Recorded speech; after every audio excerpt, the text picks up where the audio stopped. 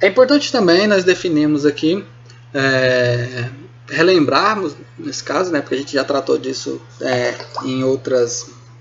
na disciplina passada, que é a questão do processo geral do desenvolvimento de software, principalmente do desenvolvimento de software orientado a objetos, né? Então a gente vai dar uma revisada, porque também esse conceito é bastante importante para a gente continuar o nosso estudo, para que vocês entendam que o processo de desenvolver software ele não começa quando você começa a programar.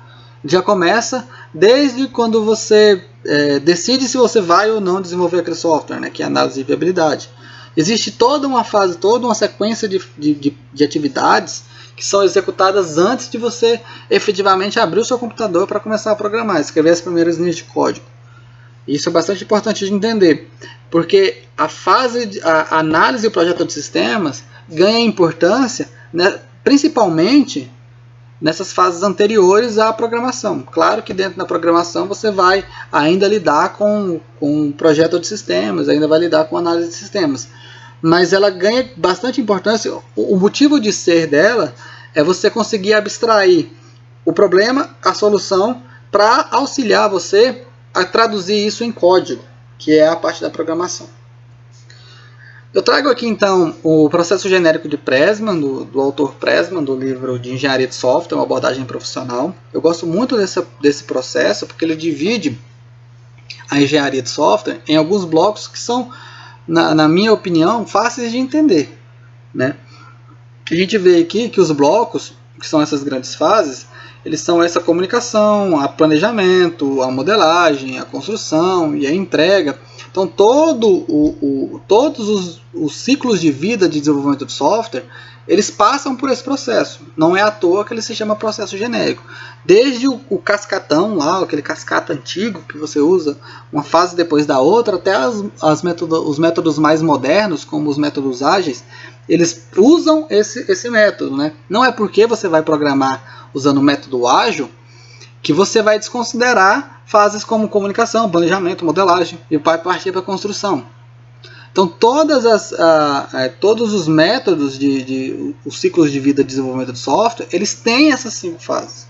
É importante, isso é importante deixar claro, porque muitas vezes quando eu pego alguns alunos para orientar, ele já quer começar a programar, ele quer ignorar a fase de comunicação, que é onde você tira os requisitos, ele cita os requisitos, a fase de planejamento, que é onde você planeja como você vai construir aquele software, a modelagem, onde você cria os modelos relativos ao problema, relativos ao projeto, né? E querem ignorar para partir direto para a construção, né? Mas vejam que, independente da forma de organizar, vocês estão vendo aqui várias formas de organizar essas fases, elas estão presentes em todas essas maneiras de organizar aqui. Tanto no fluxo de processo linear, quanto no fluxo de processo evolucionário, quanto no fluxo de processo interativo, quanto no fluxo de processo paralelo, né? E aí, dando como exemplo as metodologias, os métodos ágeis, eles caberiam mais aí dentro do fluxo de processo evolucionário e do fluxo de processo iterativo, né? Onde tem várias iterações aí. Então, mesmo com os métodos ágeis, que pregam documentação mínima, você tem uma fase de comunicação, você tem uma fase de planejamento e você tem uma fase de modelagem. Isso é importante de deixar claro, né? E a UML, que é a principal ferramenta para desenvolver projetos e arquiteturas e modelos de software, ela pode ser usada em qualquer um desses, né? Então ela não está, embora a gente tenha um processo definido exclusivamente para ela, que é o HUP, a gente vai ver no próximo slide, mas ela pode ser usada em qualquer um desses modelos. Eu posso usar tanto no Cascata quanto no Ágil, qualquer um dos ciclos de vida que estão debaixo da filosofia Ágil, né? Então dá para usar o ML desconectada do modelo que foi criado para ela, né? Embora esse modelo criado para ela ele é bastante útil quando você usa o ML em conjunto com esse modelo, porque como eles foram criados um para o outro, vamos dizer assim, as fases elas se complementam, né? Há muita complementariedade entre a própria ML e o HUP. Então eu trago aqui o HUP, né? Eu trago os valores do HUP, que é a sigla de Rational Unified Process, que é o método criado pelos criadores da UML para ser usado com UML, embora, como eu disse no slide anterior, a UML possa ser usado com outros processos, né? Existe, inclusive, um nome que se dá quando você usa o método dos processos ágeis, né, com a UML, que a gente costuma chamar de métodos híbridos, né? Valores e princípios bastante importantes. A HUP ela é dirigida por casos de uso. Os casos de uso operam um papel bastante importante. E os casos de uso, diferentemente dos requisitos tradicionais, eles são baseados em cenários, né? Não é um requisito simplesmente funcional que diz o que o sistema deve fazer ou um não funcional que diz como o sistema deve se comportar. Mas é um requisito funcional ou não funcional que diz o que o sistema deve fazer ou como ele deve se comportar inserido em um determinado contexto. Dado um determinado contexto, como que esse sistema se comporta, o que ele deve fazer. A questão do contexto é bastante importante, né? Os casos de uso são baseados na engenharia tradicional, baseado em cenários, da engenharia de requisitos.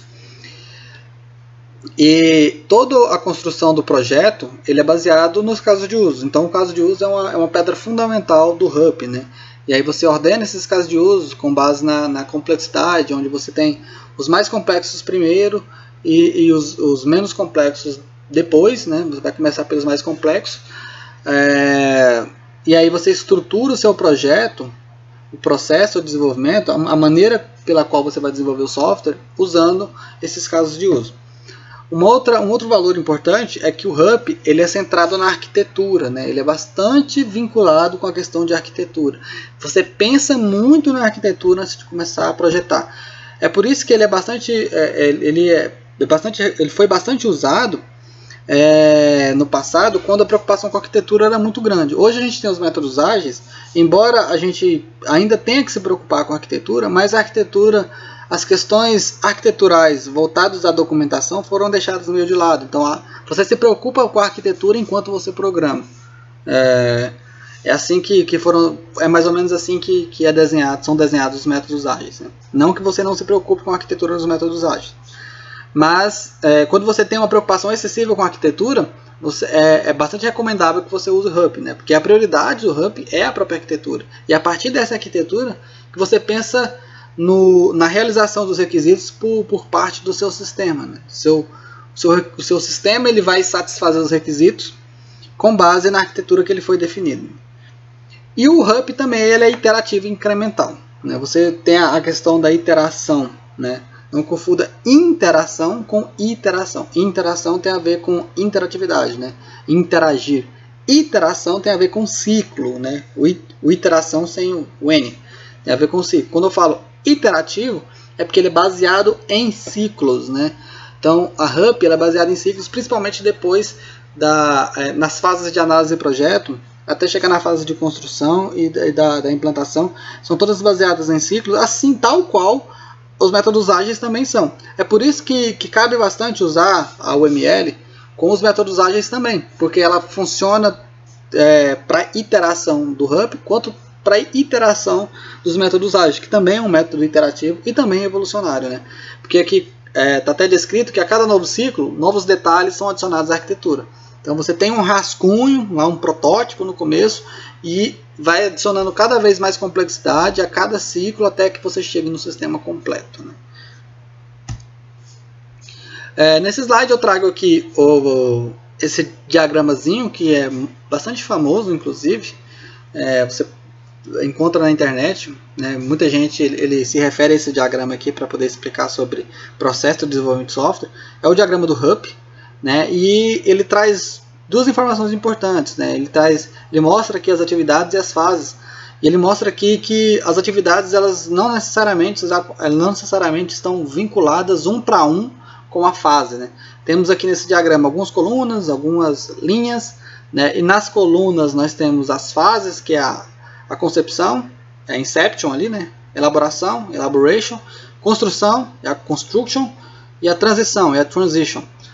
E temos as atividades, né? A modelagem de negócio, que é essa business modeling, os requisitos, esses requirements, análise de projeto, análise de design, né? Que está Analysis and Design, implementação e teste, né, que é Implementation Test, Deployment, que é a implantação, e tem as atividades gerenciais, que é gerenciamento de mudança de configuração, esse Configuration and Change Management, esse MGMT aí é Management, o Project Management, que é o gerenciamento do projeto, e a questão ambiental, environment. Não sei se ambiental é a melhor palavra para isso, mas diz respeito ao ambiente de trabalho, né? Toda a questão da infraestrutura de trabalho, essas coisas.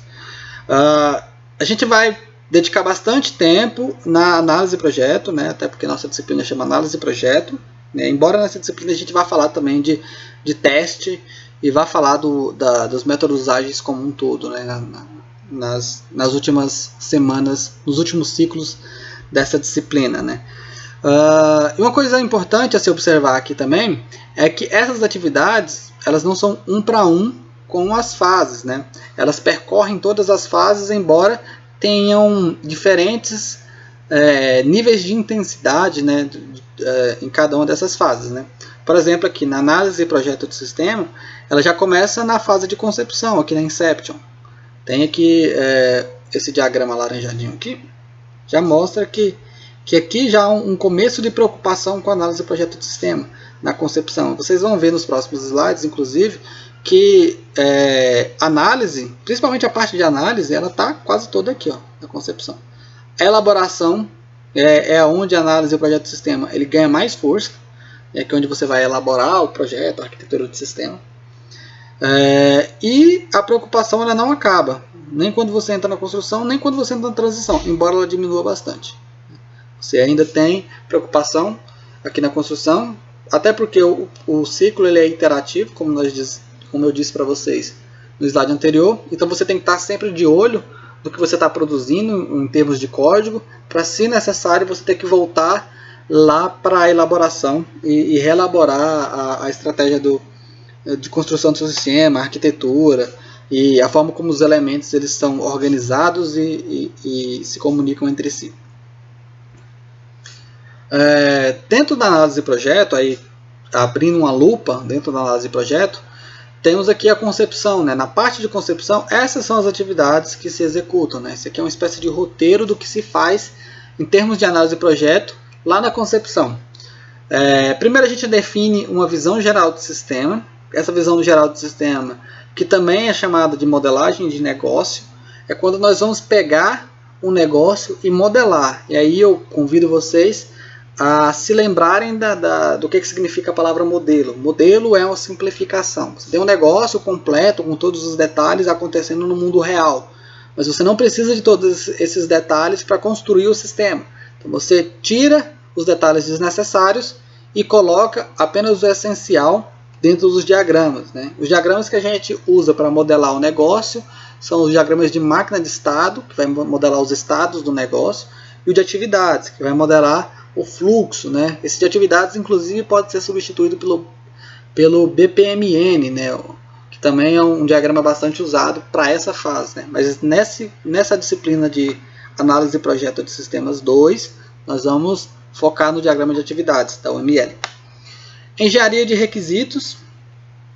Não vamos entrar em detalhes nesse assunto, porque ele é um assunto da gerência de requisitos, da disciplina de gerência de requisitos, e é onde você elicita os requisitos, né? Você explora a partir de cada uma das atividades, né?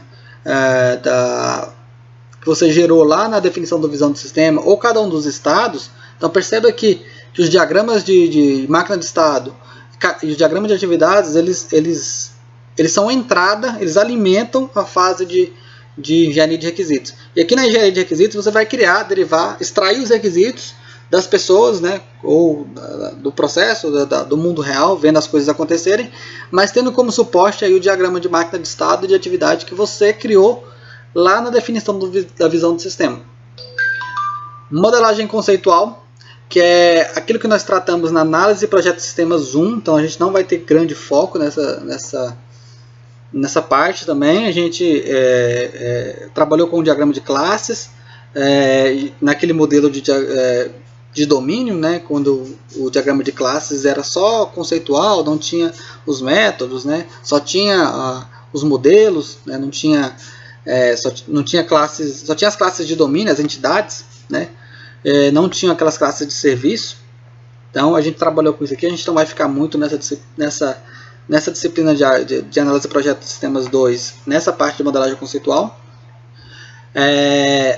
A parte da exploração dos processos organizacionais, também a gente não vai ficar muito nela, porque ela fala bastante de casos de uso, é onde você constrói os casos de uso. A partir do diagrama de classe que você criou no modelo conceitual, você começa a construir os casos de uso, que são os serviços que seu sistema vai prover. Esses casos de uso já foram tratados, também é assunto lá da disciplina de gerência de requisitos, então a gente não vai ficar muito neles também. A expansão dos casos de uso também é relativa ao caso de uso, mas é da disciplina de gerência de requisitos. Perceba que nesse slide aqui a gente mudou da concepção para elaboração. A gente está na fase de elaboração agora, né, que está mais voltada para o projeto. Agora a parte da representação dos fluxos dos casos de uso e da descoberta de operações e consulta do sistema é uma coisa que a gente vai tratar muito, né? A gente vai usar o diagrama de sequência para ajudar a gente nessa parte, né? E eu vou fornecer para vocês alguns casos de uso para vocês trabalharem em cima desses casos de uso, criarem diagrama de sequência e descobrirem duas coisas bastante importantes, que são as operações e as consultas do sistema. Todo sistema ele é composto por operações, aquelas operações de escrita, né? Dentro do CRUD seria a recuperação não, desculpa. Dentro do CRUD seria o update, né? A atualização, o cadastro e a deleção, deletar os dados, que são as operações.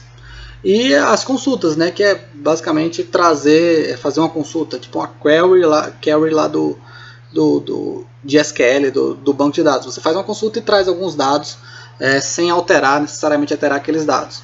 Então, define-se aí quais são as operações, quais as consultas do sistema, nessa parte aí, com o apoio dos diagramas de sequência. Então, tendo feito essa parte, passa para a definição dos contratos dessas operações e das consultas do sistema. Você definiu operações e consultas do sistema.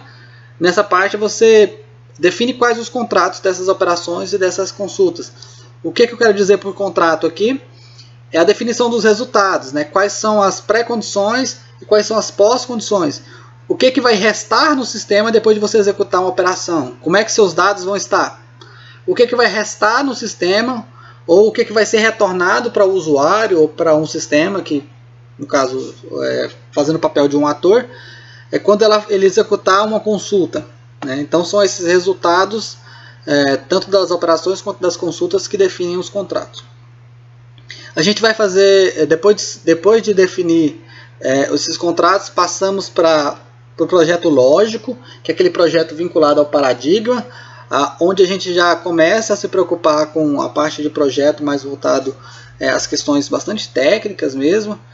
Embora a gente já tenha falado de questão técnica aí nas partes anteriores, aqui onde a gente vai tratar especificamente da camada de domínio, né?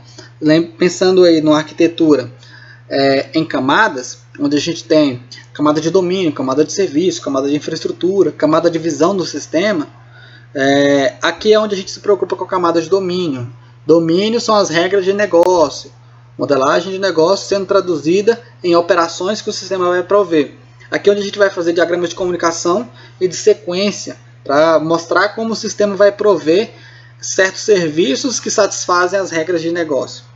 Então, terminado isso, nós temos material suficiente para criarmos o nosso diagrama de classe completo, contendo os métodos que estavam faltando lá no diagrama de classe lá da modelagem conceitual, e contendo também as classes que fazem parte dos serviços, né? Aqui a gente cria a classe de serviços também, mostrando que classes podem ajudar a fazer com que o sistema funcione, né? Não necessariamente está ligado às regras de negócio, mas ajuda com que o sistema funcione. Por exemplo, as classes de validação, de autenticação, relativas à garantia de segurança, de confiabilidade, classes que não tem a ver necessariamente com as regras de negócio em si.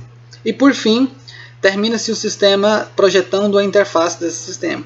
E aqui eu não quero que vocês confundam a interface com a interface de usuário, a GUI. A interface de usuário é uma das interfaces voltada para o usuário. Mas sabendo que o sistema ele pode se conectar com outros sistemas, a interface ela vai ser, às vezes, uma interface diferente, né? Provida com um tipo de sistema, um formato diferente. Por exemplo, quando nós construímos web services, nós não fazemos interface do sistema muitas vezes. Fazemos a API, né, a API do sistema, para que esse sistema possa acoplar-se a outro sistema. Né? É o que acontece muito, né, na internet hoje, né, no desenvolvimento de sistemas. Nós usamos APIs prontas para compor os nossos próprios serviços, nossos próprios sistemas de serviços que outros desenvolvedores terceiros criaram. E é isso, pessoal.